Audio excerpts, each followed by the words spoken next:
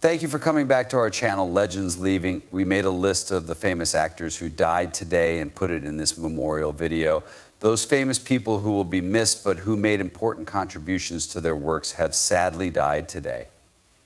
Please show your love by giving it a thumbs up and subscribing to our channel.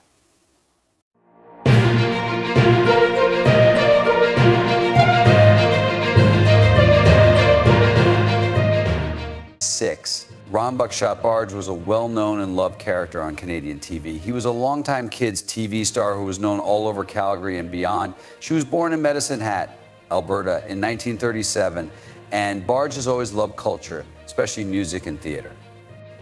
He wanted to work in TV because he was naturally charming and good at singing. He found his calling as a host and entertainer for kids. Before the 1960s, Barge worked for CFCN-TV in Calgary, where he made and led the Buck Shot Show. The show quickly became a hit in its hometown, with a mix of music, comedy, and educational parts that kept young viewers interested. Wearing his famous cowboy hat and boots, Buck Shot, as he was affectionately known, kept kids entertained for years with his friendly personality, catchy songs, and interesting stories. The show was one of the first of its kind for kids because it had live-action segments, puppetry, and animated material. The Buck Shot Show ran from 1967 until its last show in 1997, more than 30 years. It became one of the longest-running kids' TV shows in Canadian history while it was on the air. Barge was praised for his ability to connect with young viewers and his commitment to making high-quality content. He is now a respected figure in Calgary's culture landscape. Many people who grew up watching the show were affected by his work on it, and his services to children's television were recognized with many awards and honors over the course of his career. In addition to working as a TV host, Barge was also a very good singer who often used his love of music in his shows. He sang and played many instruments on the Buck Shot Show, which introduced kids to the joy of music and encouraged many to become musicians themselves. His skills were not limited to TV. He also appeared at local events and charity events, making him even more popular in the community. Ron Buck Shot Barge died on August 18, 2024. He was 87 years old. Many people who loved watching him on TV deeply regretted the end of an era with his death. Barge was one of the first people to make kids' TV shows, and his fans will always remember him as a beloved performer on the Buck Shot Show's family, friends, and a huge number of fans still celebrate the happiness and joy he brought to many people's lives. 5. Phillip John Donahue, better known as Phil Donahue, was a famous American writer, media personality, and film director. He was born in Cleveland, Ohio on December 21, 1935, and grew up in an Irish Catholic working-class home. He went to St. Edward High School in Lakewood, Ohio, and then got his degree in business administration from the University of Notre Dame in 1957. At first, Donahue thought about becoming a priest, but he was drawn to broadcasting and started his work as a production assistant at Cleveland's KW Radio and TV. When Donahue started the Phil Donahue Show in Dayton, Ohio in 1967, it was a big deal. This groundbreaking TV show, which was later shortened to Donahue, was the first talk show with audience involvement, which was a new idea at the time. A lot of people liked this show right away because it talked openly about controversial topics like religion, war, civil rights, and women's freedom. Donahue was a trusted and admired figure in American television because he could connect with both his guests and the viewers. Donahue became a national hit over the years. It ran for 29 years and won 20 Daytime Emmy Awards. The success of the show opened the way for other talk shows and made Donahue a leader in the business. He talked to a lot of different people, from famous people and politicians to regular people with interesting stories. His kind and thoughtful interviews made him a popular figure, and people called him the father of daytime talk shows. Donahue was also a great writer and film producer in addition to his work on TV. His work includes the book Donahue, My Own Story, and the production of several films, such as Body of War, which he directed with Ellen Spiro. The movie was praised for its powerful and personal portrayal of the human cost of war. It was based on the challenges of a young Iraq War veteran. Donahue also spoke out for social justice and often used his fame to bring attention to issues of unfairness and support peace. He was controversial because of his liberal views and desire to talk about tough issues, but he never wavered in his support for open communication and the free exchange of ideas. He was 88 years old when he died in New York City on August 18, 2024. His death ended an era in TV history, but his work as a groundbreaking talk show host and social change activist will live on. His wife, actress Marlo Thomas, and their 5 children will miss him. His work in the media and influence on American society are still praised and remembered by many viewers and media professionals today. 4. Ruth Johnson Colvin was an innovative American educator and philanthropist who is best known for making huge improvements in adult reading.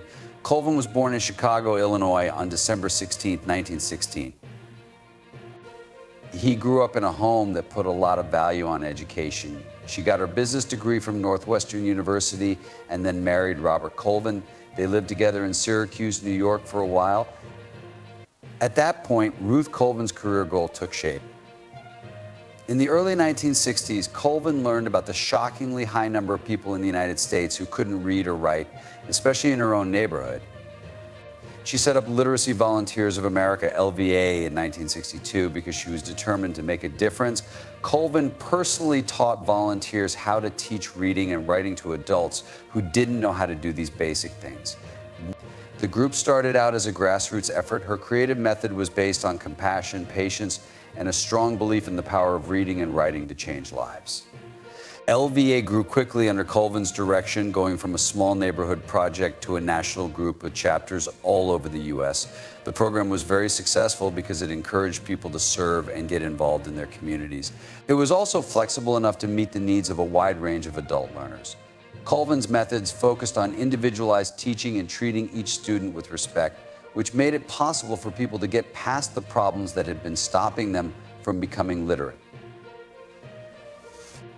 Literacy Volunteers of America and Lubbock Literacy International joined together in 2002 to create Pro-Literacy Worldwide, a worldwide group working to improve reading and writing skills for adults and children all over the world. Throughout her life, Colvin stayed involved with the group and continued to push for literacy education and help for adult learners. Millions of people got the skills they needed to make their lives better and help their communities through her work, which had a huge effect. Many people knew about Ruth Colvin's work to help people learn to read and write, and she earned many awards and honors throughout her life. One of the most important was the Presidential Medal of Freedom, which President George W. Bush gave her in December 2006. This award recognized how hard she worked and how she changed education and social justice in a way that will last. She was 107 years old when she died on August 18, 2024. In the more than 100 years that she lived, she did amazing things that will never be forgotten. Colvin's impact continues to motivate teachers, donors, and literacy supporters all over the world. People remember her not only for having the idea to start LVA and Pro-Literacy Worldwide, but also for her unwavering dedication to giving people power through education. People like Ruth Colvin show how one person can make a huge change in the lives of many others through their life and work. 3. Michel Robert Garrard, better known as Michel Garrard, was a first-rate French cook who changed the world of food forever. The French chef Garrard was born on March 27, 1933 in Vallaux. As a child, he had a deep love for French food customs. The chef quickly moved up the ranks in some of France's most famous kitchens after finishing his training. He was known as one of the best cooks of his time because of how talented he was and how creatively he cooked. In the early 1970s, Garrard was one of the most important people in the rise of Nouvelle Cuisine, a trend in French cooking that changed everything. With this new style, meals were made to be lighter and more delicate, with an emphasis on fresh ingredients and artistic presentation. Garrard made a big difference in Nouvelle Cuisine because he wanted to break away from the heavy, traditional French meals that were popular at the time. Simple, elegant, and focused on natural flavors, his meals were what made him famous. The most important thing Garrard did was come up with cuisine monsieur in the mid-1970s. It was a lighter, healthier version of Nouvelle Cuisine. People came up with this way of cooking as people became more aware of the health effects of eating foods that are high in calories and fat. Cuisine Monsieur tried to cut down on fat and calories without sacrificing taste, so it was popular with people who wanted to eat gourmet food but also live a healthy life. When Gerard's book Cuisine Monsieur came out in 1976, it became an instant hit and presented his unique way of cooking to people all over the world. People from Eugénie-les-Bains, a spa town in the southwest of France, opened the famous Les Prés de Eugénie in 1974. They were owned by Gerard and Christine Barthelmy. The restaurant quickly became famous for its delicious food and high-class rooms, and it became a place where both foodies and health nuts wanted to go. Les Prés de Eugénie was given 3 Michelin stars while Gerard was in charge, which shows how talented and dedicated the cook is as a chef. During his work, Gerard won a lot of awards and praise, including the prestigious title of Meilleur Ouvrier de France. He had an effect on people outside of the kitchen as well. He taught a school of chefs who would change the future of French food. Because of what he did for cooking, he is now one of the most admired cooks in the world. Michel Gerard died on August 19, 2024. He was 91 years old. When he died, an era in French food came to an end. He was one of the last live legends of the Nouvelle Cuisine movement. Chefs and food fans all over the world are still inspired by Gerard, and he has had a huge effect on the world of food. People remember him not only for the groundbreaking ideas he came up with, but also for his dedication to taking French food to new heights. The things he did in the kitchen, the books he wrote, and the way he changed modern cooking will be remembered and praised for many years to come. 2. Klaus Dockhorn was a well-known and skilled German diver who made a name for himself in the early 1970s. Born on June 1, 1953 in Heilbronn, Germany, became very interested in swimming at a young age. Because he worked hard at the sport and was good at it, he quickly stood out from his friends and went on to compete at the top levels of international swimming. Dockhorn swam for East Germany, which was a great country at the time, and became one of the country's most famous athletes. The most important thing he did was get picked to play in the 1972 Summer Olympics in Munich. At only 19 years old, Dockhorn took part in 2 events that put his skills on the world stage. Though he didn't win a medal, just being in the Olympics was a big deal because it showed that he was one of the best swimmers in East Germany. Dockhorn's results against the best athletes in the world showed how hard he worked and how much he cared about the sport. Dockhorn continued to swim after the Olympics, but not as much is known about his work after being a competitor. He moved on to other things, like many athletes of his time did, but being an Olympian was always an important part of his story. As a top swimmer in East Germany during a time of intense political and physical competition, it gave his life a new dimension that was similar to sports in general during the Cold War. Klaus Dockhorn died on August 19, 2024. He was 71 years old. When he died, the world lost an Olympian who had done great things for his country.